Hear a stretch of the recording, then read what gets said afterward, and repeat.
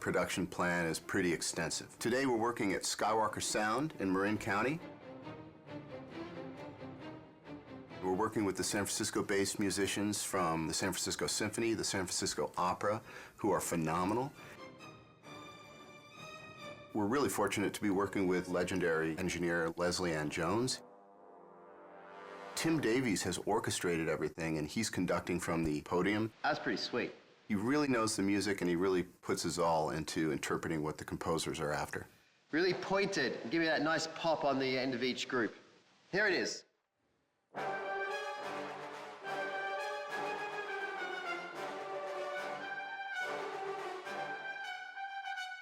Beautiful, thank you. The music originally comes in from the composer in what we call a mock-up, which is basically he's using his synthesizers and samplers and, we call them fake strings, fake brass, fake choir, to assemble the composition. And then once it's approved, it comes to me to translate that and put it on paper for the orchestra. It's damn expensive to have an orchestra sitting there, so my job is to make sure that everything's spotless on the page in their language. When dealing with an orchestra as a conductor, I think 75% of it is your rapport and how you can interact with the musicians, getting them to do what you want in a highly stressful situation, making it lighthearted enough that no one freaks out, but you got to keep it moving. Give me everything you've got on those crescendos at the end of each phrase.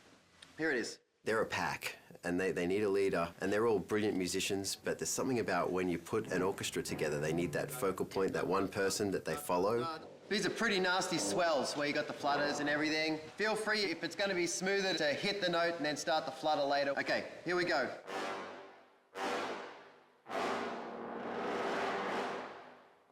They can smell when you walk into the room if you can do it and if they're going to go with you. I've been lucky that, they like me, and I've been here a lot to the ranch to conduct.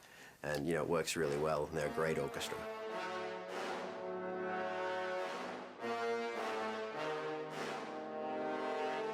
Originally on God of War 1, we had several composers, many of whom have remained with us through the God of War series. And the reason for this is not because one composer wouldn't necessarily be able to compose the whole score. It's because the variety that their different styles bring to the table is actually a tremendous advantage. Why are there 5 composers on this collection?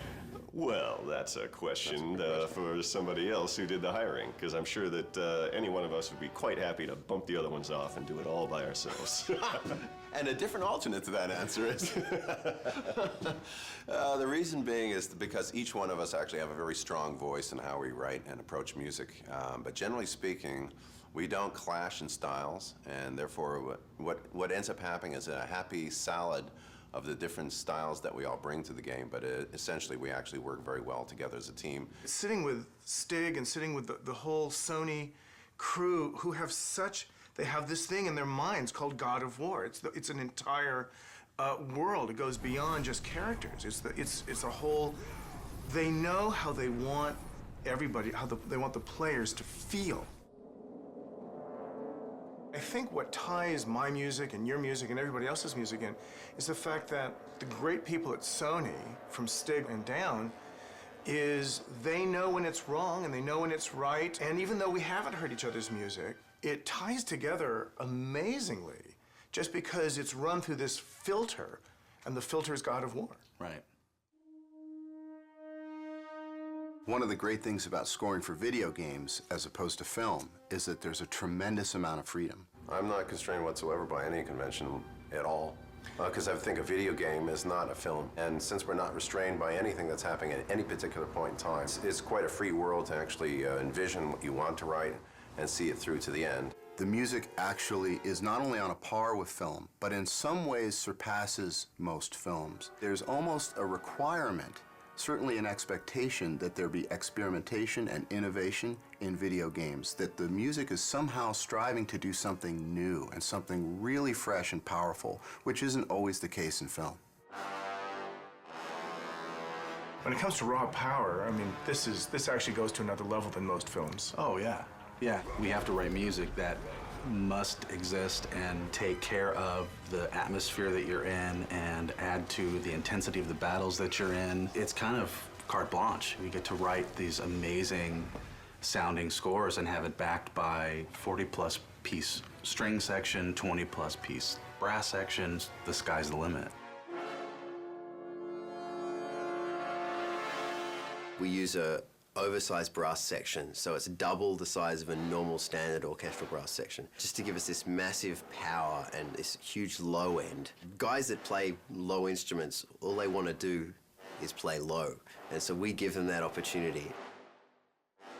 You get to unleash and not hold back, because the game never holds back, never. I talked to the orchestra and I said, if you have any moment that you have all of a sudden a feeling of lyrical beauty coming your way, ignore that completely and just go for the brutal, brutish, aggressive mentality of this score and you'll never go wrong. That's hugely fun. And it's so much more fun to write bad music than to write, good music.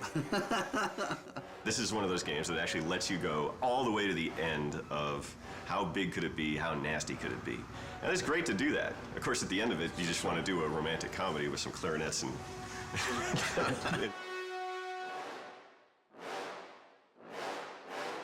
That was really good. At least as composers, we're being hired to do what we do, which is write melodic material, aggressive, edgy material that people remember. Think about when we went to go see your favorite movie as a kid, and you walk out humming the theme, and you want to buy the soundtrack because it's such a great part of the experience, and that's what we're trying to do. Is to get people to buy the soundtrack to Godzilla 3. Yeah, I forgot. Good point. We did just go down to the studio, and we saw where the game's at, and the game, as you probably have just played through to unlock this video, is amazing.